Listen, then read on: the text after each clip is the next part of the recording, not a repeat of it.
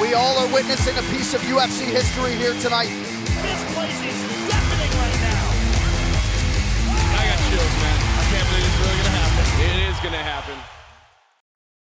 So July of 2009, I'll never forget it. It felt like the biggest sporting event of my lifetime. It felt like a Super Bowl. There was certainly something seminal about UFC 100. There were a lot of big events leading up to UFC 100, 93, 94, 98. The sport felt like it was just gaining a ton of domestic momentum that maybe it hadn't had a year prior. And it was mission accomplished, right, in terms of the execution.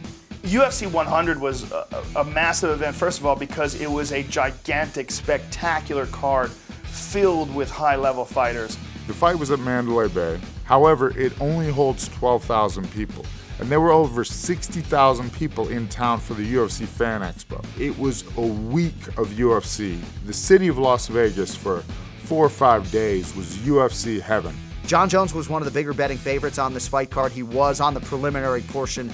That's how big this event was. Jon Jones was on the undercard.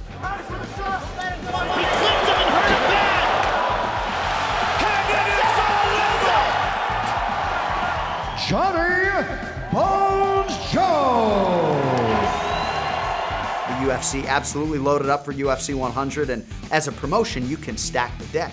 This was the biggest story in sport. You had Dan Henderson, Bisping, and that was capping off coaching the show. I've never really had any ill will against Dan. On the Ultimate Fighter, me and Dan, we know we're gonna fight. I approach every fight the same way. I never underestimate my opponents, so regardless of what the bookies say, favorite, underdog, it is what it is. We all saw how that went down. Look out! Oh! Oh my goodness! It's all over! Wow!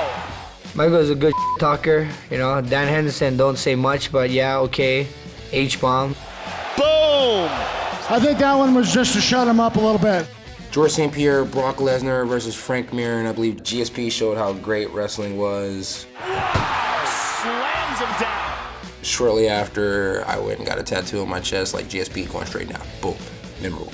George St. Pierre's performance against Thiago Alves at UFC 100 will go down in history as the fight that made me wholly appreciate wrestling and MMA. That was the night he made the takedown a thing of beauty. It's not as though this was the widest spread on the betting line going in. A lot of people like Thiago Alves' game, but what George St. Pierre did that night in taking Thiago Alves down methodically 10 times over 25 minutes is something I will never forget. GSP's one of the best to ever do it.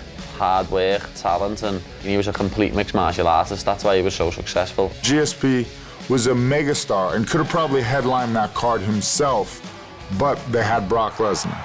Brock Lesnar, Frank Mir, I still get chills talking about this series. Brock Lesnar certainly made his statement that night. He was the favorite in this second meeting. Going into the UFC 100, I was extremely confident, probably too much so, just because I felt that Brock Lesnar's skills were very limited. And I was correct in that assessment, just that what he was good at, he was very good at. He's got so much power in those fists, Mike.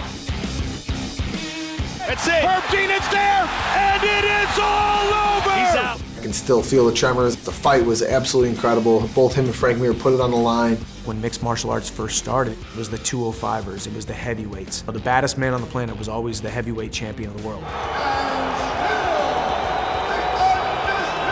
Of all the events that I've had the privilege to cover, and as I sit here, I've been voicing UFC fights for now 11 or so years, UFC 100 is probably the greatest live event that I have ever attended. I don't know if the promotion ran UFC 100 100 times back, they could produce a better result top to bottom.